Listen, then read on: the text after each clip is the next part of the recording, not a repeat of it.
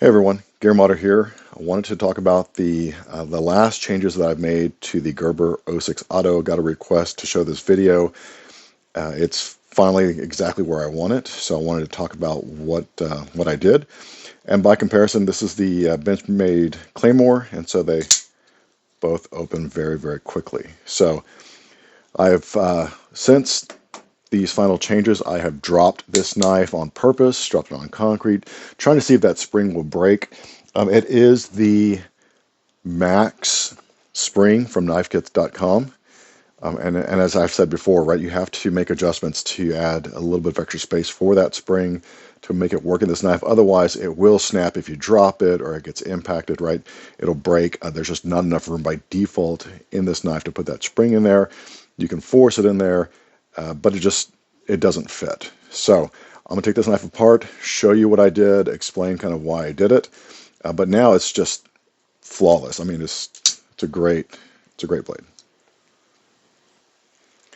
All right, so I've taken the knife apart now, and again, the challenge, if you haven't seen my other videos, the challenge is trying to get that spring to fit in the space between the knife scale over here on this side, this aluminum piece, and this cutout here in the blade. And there's just so much amount of room there for the spring to fit. And this spring, again, this is the Max spring from knifekits.com, is just a little too thick, to fit. Now, as you can see, now I've used this knife for a long time now, and it's still pretty good shape, right? The spring isn't completely deformed. Every spring will stretch out, of course, as you use it, but it's perfect. Well, close to perfect. So it works great. So let's talk about what I did. So again, if you see my other videos, I've tried a number of things to add some additional space between here and here, including a G10 scale, which I ended up removing. And the reason why I did that, because I was asked that the other day, the reason why I removed that was because, so this is your pivot pin, if it sits in here. When you put the G10 scale in there, what ends up happening is the blade, which should sit like this, now sits like that, right? So it's off center from where it should be. And what it was doing was it was taking off metal. And so you can see kind of this little divot in the pivot pin, which is not good. So I didn't know that was going to happen at the time. So I have since removed that lining because it was just pushing it off way too much. So I went back to the drawing board, trying to figure out what was causing the friction, the tension, right? And the other question I had was, what is this piece for? It looks like a little bushing, but it doesn't really do anything that I could see in the functionality of the blade, right? And the deployment of the blade, what does it actually do? Wasn't sure. Figured that out, which I'll get into. So the other challenge that I saw when it came to deploying the blade and it being very quick is that if you're familiar with this knife, see the blade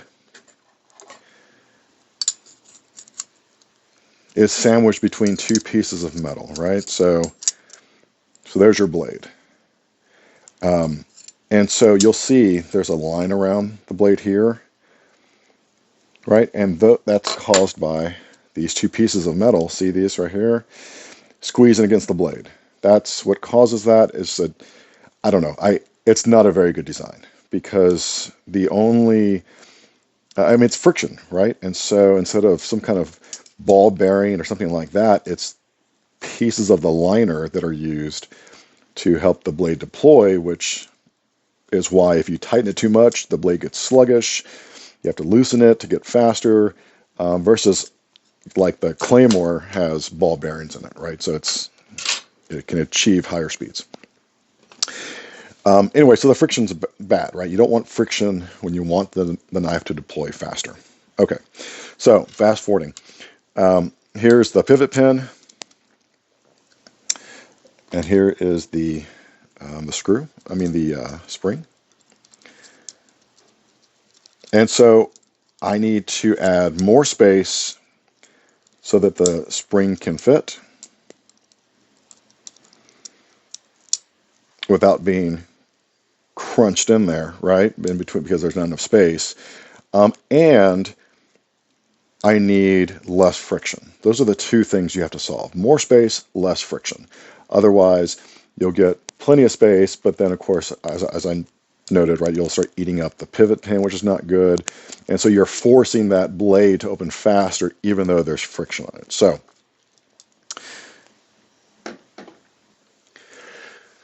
then it hit me. I think I know what this piece is for. This is obviously a bushing of some sort. And how much less friction would it be if the blade was rotating on that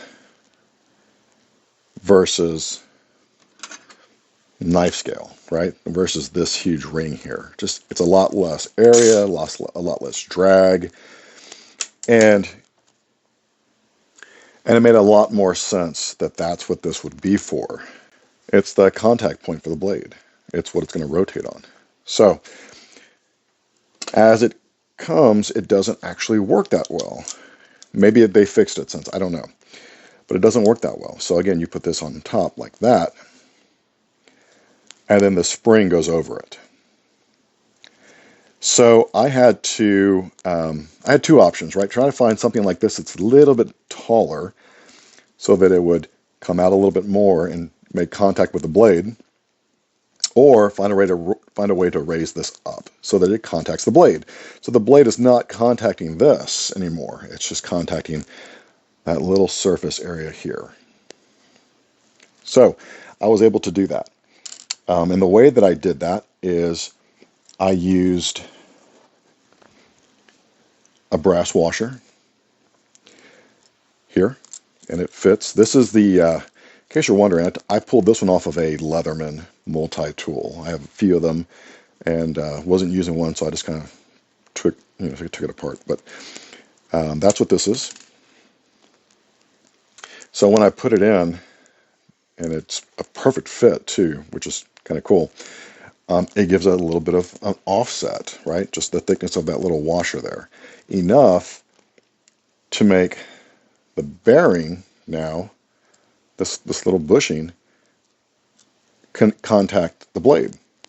So it pushed it up just a little bit. Now, it also gives a little room for the spring. So it kind of fixed two problems with one setting, which is kind of neat. And so now the blade, see, you can see the ball bearing, not the ball bearing, the bushing now. You can see it kind of comes up just a little bit higher because that brass washer is giving it that offset. Okay, so then I can put it back together. The other thing I did was the other side was the issue, right? I need to get rid of that friction as well. So I took another washer. Now you can't add too much space here because it throws off your scales, but a washer here makes all the difference in the world. Now I needed to make sure though that there is so this is a raised area here. It's not flush. So there is space right between the flat area in the middle and the raised area on the outside. There's a little space there, so you need enough washers so that the blade contacts the washer and not the stuff around it, right? Not that raised area. So for me, I just used two of these. This also came from a Leatherman Wave, I believe. I just put two of these here. And it's just thick enough. I don't know if you can see that. It's just thick enough to where it's just taller than that raised area. So now the blade is going to rub against the washers, right? The brass washers, and not this steel that the paint's coming off, and it's not even, it's high friction. And so now it rubs against these two washers, and that ball and this bushing. So this bushing is going to push against it, and these two washers are going to push against that blade, and that's what it's going to rotate on. So the friction now is minimal. Plus, it's going to have the stronger spring, which the brass bushing here adds a little more volume, right? A little more space, because this is now pushing that blade out just a little bit more, giving it a little more space for that spring to operate without crunching that spring in that little groove. All right, I'm going to put it back together now. Quick side note, when you're putting this back together, as you'll notice, the spring has this little nib that connects with the blade. It is not flush. I even sanded it down just a little. It's not flush. So what I did, because I need that nib to make contact with the metal. If it doesn't, the blade will slip, spring won't work, you have to take it apart again, right? So it has to protrude a little bit. So the way I fixed it or got around it is I used a smaller washer first. So now, see, it clears the nib. And then I used the larger washer. Here, again, I need to use up the volume here, but the blade now spins on that smaller washer, and the bearing on the other side, and that bushing. So again, a little tiny washer, a little tiny bushing, a lot less friction when the blade opens and closes, equals a faster deploying blade. Plus, you have the max spring in there. It's phenomenal, right? Don't forget to oil it up, but I'm going to go ahead and finish putting it back together. All right, so I put it back together. One of the cool things that this allows now is I can tighten this pivot pin up more than I could before, because now the side of these scales are no longer pinching that blade. So if you've had this knife, you know if you tighten it too much, that blade gets really sluggish. But not anymore, because now that bushing is pushing against the side of the blade, and the brass, you can see it. I can see it, but I mean, I'm not sure if you can see it. Don't know that I'm going to be able to show. But the brass rivets are contacting the blade, not the sides of the scales.